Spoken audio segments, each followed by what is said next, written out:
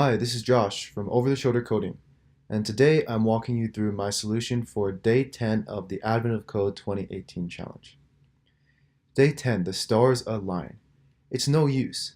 Your navigation system simply isn't capable of providing walking directions in the Arctic Circle, and certainly not in 1018.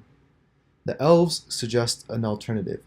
In times like these, North Pole rescue operations will arrange points of light in the sky to guide missing elves back to base. Unfortunately, the message is easy to miss. The points move slowly enough that it takes hours to align them, but have so much momentum that they only stay aligned for a second.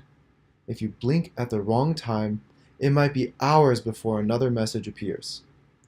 You can see these points of light floating in the distance and record their position in the sky and their velocity, the relative change in position per second, your puzzle input. The coordinates are all given from your perspective. Given enough time, those positions and velocities will move the points into a cohesive message. Rather than wait, you decide to fast forward the process and calculate what the points will eventually spell. For example, suppose you note the following points. Each line represents one point. Positions are given as x-y pairs. X represents how far left, negative, or right, positive, the point appears, while y represents how far up, negative, or down, positive, the point appears. At 0 seconds, each point has the position given. Each second, each point's velocity is added to its position. So a point with velocity 1, negative 2 is moving to the right, but it is moving upward twice as quickly. If this point's initial position were 3, 9, after 3 seconds, its position would become 6, 3. Over time, the points listed above would move like this. Initially, they start out like this. Then after 1 second, they do that. And after 2 seconds, then after 3 seconds, they spell hi. After 4 seconds, the message disappears again because the points have moved. So after 3 seconds, the message appeared briefly, hi. Of course, your message will be much longer and will take many more seconds to appear. What message will eventually appear in the sky? So if we get our puzzle input,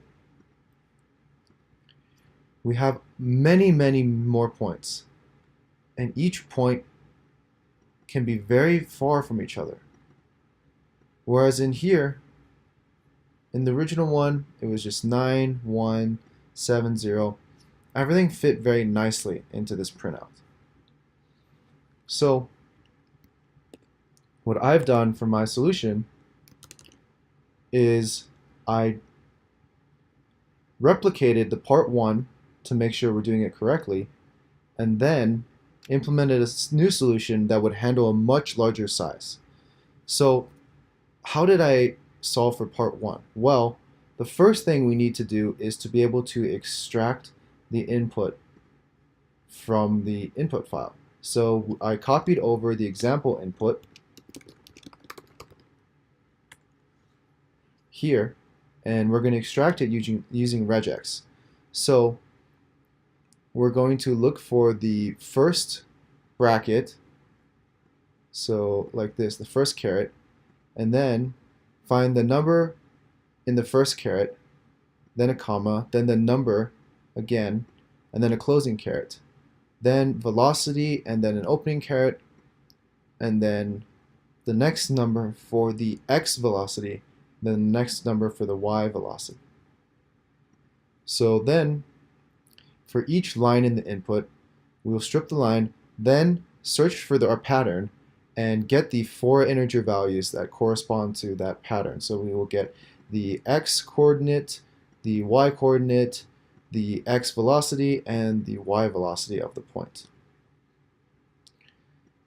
So that's how we extract the points, and we make a point class with it. So what does our point class look like? We initialize the points with a starting x, y, and a velocity x, y. and we save that in each point instance. Then after each second we call move on the point. So we will add the x velocity to the x value and the y velocity to the y value. So each point is going to shift each second. Then we're going to get the position of the point to draw it or print it out.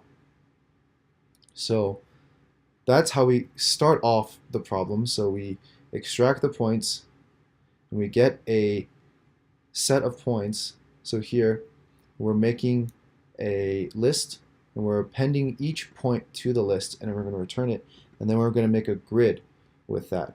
So something like the period and hash symbols. Then we're going to draw the grid, and for each second that passes, we're going to move the points, so adding the velocity to the location, and then draw the grid. So what does our grid class look like? So we initialize the grid with some starting points, and when we draw the grid, we go over all the points and we find the minimum and maximum value of the points, so we know how large the grid is going to be. And then for all the points, so in get point set, in get point set here, we're simply returning the positions, the points, as a set of x, y coordinates. When we do that, for each item, we're going to print it out. So we're going to print out rows, just like a standard output. And if that row column position is in the positions, the set of positions, we'll print a hash symbol. Otherwise, we will output a space. And then we're going to print that string. So for each row, it's going to be one string, and then we're going to iterate over the columns in that row and put a hashtag or a space if it's there. And then between each drawing, we're just going to put a bunch of dashes to make sure that we can see what the difference is. And then when we call move points on the grid for each second that passes, we're going to move all the points. So let's see that example in action. So what did it look like? Well, we start out like this, which is pretty similar to this right here. And then after 1 second, we have something that looks like this, which is just this subsection here, because we're only drawing on the bounds. That was what we did in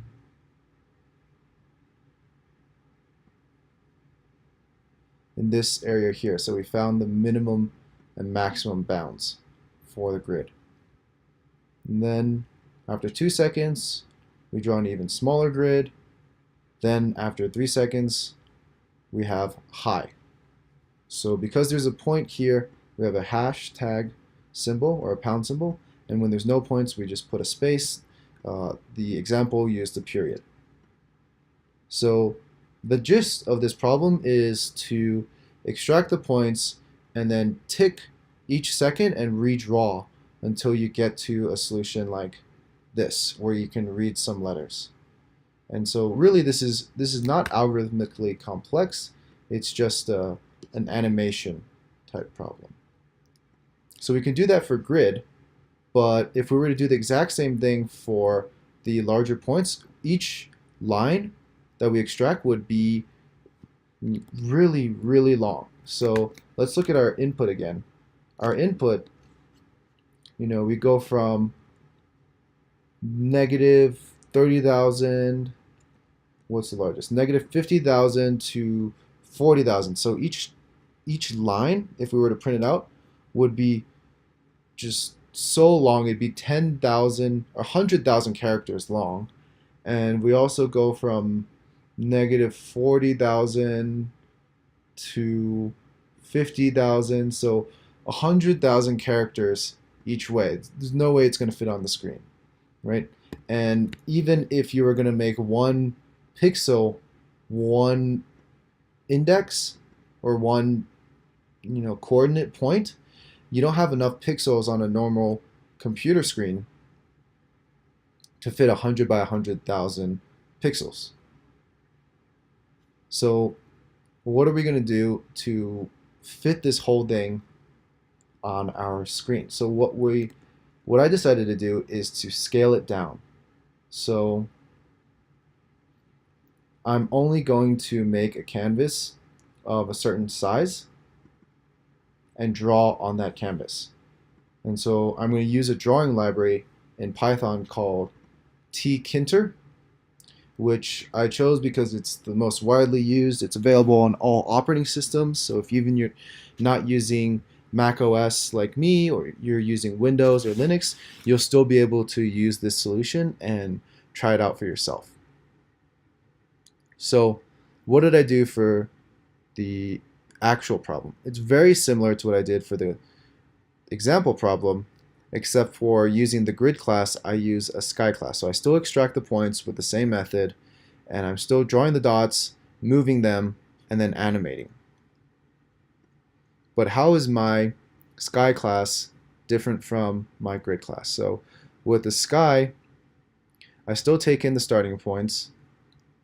I make a set of dots, or a list of dots. I have a GUI, a graphical user interface, that's going to be my canvas that I draw these dots on. And I'm going to have a canvas width, a canvas height that I'm going to take as the starting variables. And I'm going to generate that canvas from the GUI and pack the images in. So what happens after I initialize? I draw my dots. So what does the draw dots function look like? Well, first I get the bounds for my canvas. And that is very similar to what we did before, where we find the min and max values of where the points will be. So we will know how much we need to scale and where the left side of the canvas is going to be the top, the right side, the bottom. Because some of the points are negative 50,000, negative 60,000, or something like that, but that's going to be the left bound. But on a canvas, everything starts at 0. So we are going to have to adjust that in a way. So when we get our bounds, we're going to find the width and height of the points in space, like on the sky. And then we're going to find a scale factor that scales, that 100,000 width to our canvas width. So we're going to divide the 100,000 points in the sky by our 500 pixel canvas. And then we're going to have a horizontal scale factor. So if it's 100,000 over 500, the scale factor might be 2,000 or something like that. And we're going to find the maximum scale factor, whether we're scaling vertically or horizontally. And then we're going to clear all the points that we've previously drawn. So each time we draw, we're going to redraw the whole canvas. And then for each point in our set of points, we're going to draw a circle. So the x center is going to be the point's x coordinate minus the minimum value. So if we are starting with the minimum left side value of negative 50,000 and this point is at 0, then it's going to be 0 minus 50,000, or minus negative 50,000. It'll be 50,000 over the scale factor, which might be 2,000. And so then that's probably 250. The circle center is going to be the 250 pixel on the middle of the canvas. So it's going to be smack dab in the middle of the canvas. And then we're going to have the same thing for the y. So we're going to find where the circle that we're going to draw, the x and y center, is going to fall on the canvas. And we set a radius of 10. That way it's easier to see on the canvas instead of a pixel width of 1. We wouldn't really be able to see that circle very well. And then we're going to call create oval, which is going to draw an oval, and we're going to set the x foci, or the focus points for the oval, to be the same. That way the oval is actually just a circle, because the center of the two focus points of the oval will become the center point of a circle. And then we'll set the radius around that center point and fill this point in red. And then when we draw all the points, we'll update the interface and we'll have drawn the dots. So basically each time we're drawing the dots, we find the bounds, we find the scale, how much we're going to scale down those points in the sky down to fit on our canvas. We're going to clear all the points and redraw all the points and then animate that user interface. Then we still have to move the dots. So previously we only moved the dots 3 seconds, but here the points are 100,000 points apart and they're moving at very, very slow velocity relative to their distance. So I made it easier to move the dots by setting a start and end range. So for in range start, we're going to move the points however many seconds that we decide to start drawing at. So if we want to start at the beginning, we can start at 0, and then we set some end range, and then we draw. So this first loop is going to move the points without drawing, and then when we draw, it's a lot slower because we have to repaint the UI, and then we're going to move all the points, we're going to draw the dots, and then we're going to print how many iterations we were at, and then we're going to sleep for 0.1 seconds. That way we can evaluate what it looks like. And then to make the drawing work, we call animate, which is going to run a drawing loop to draw things for us. So let's run part 1, but let's start it at the beginning and see what's going on. So I'm going to run this.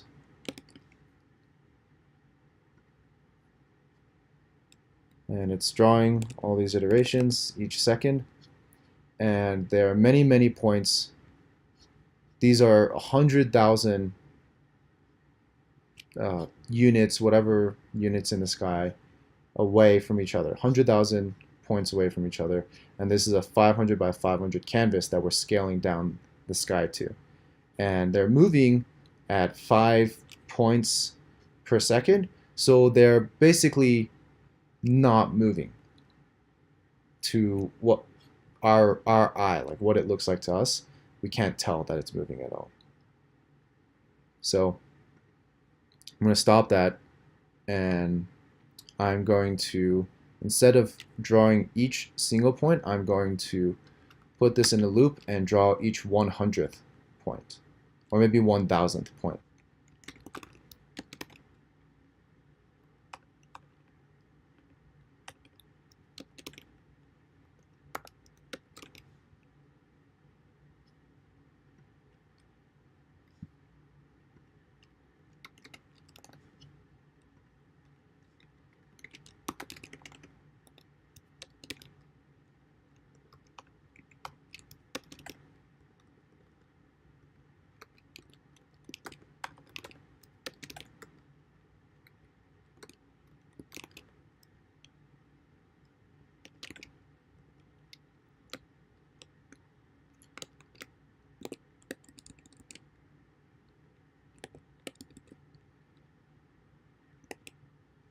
Alright, so we just added a little stepper to the range method, and so for each step we're stepping that many times before we redraw. And let's use the debugger at this point. So we can put in a drop point there in PyCharm. We can run this with the debugger.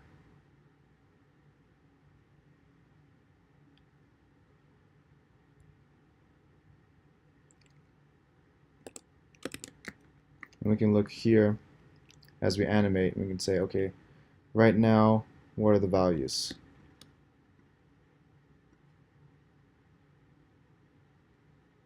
Well, I is at 10,800 seconds. We'll step through it again.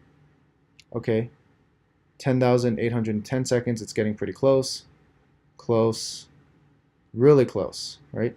So that's how you can have a pretty good guess. Like if we were to start at the beginning and start this at 0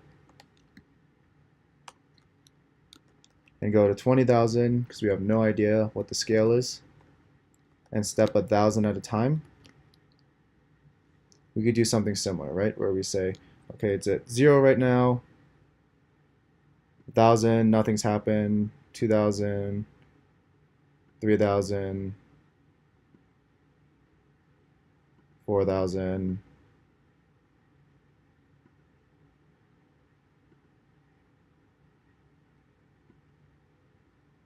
and not much is happening, but we do know that we can get the bounds, right? So we can do something like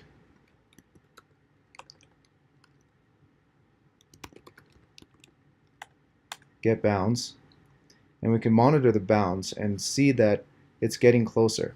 So with each iteration, the bounds are getting smaller. So now it's negative 9,000 almost, which is the minimum x, to 9,000, the max x. And that's getting very, very close now. So at 10,000, it's just a few hundred pixels apart. And then at 11,000, we are starting to go away again. So we can tell that it's somewhere between 10,000 and 11,000.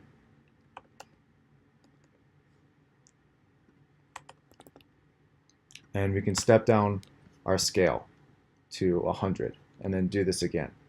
So that's how you can use the debugger.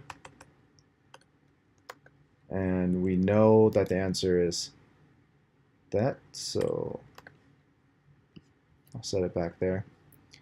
But that's the answer. That's how I solved day 10 in the Advent of Code 2018 challenge. So this is a bit different than before. I recorded this on live stream, but my internet connection wasn't very good. So then I'm re-recording with just a simple explanation instead of how I solved it. And we can see the solution there. We did get the right answers, so part 1 was getting what it spelled, and part 2 was getting the right time where the message showed up. Thanks for watching this video.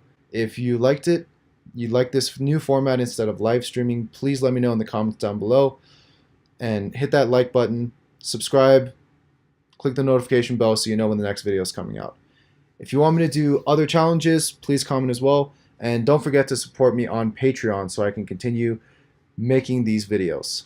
Thanks, and I'll see you later.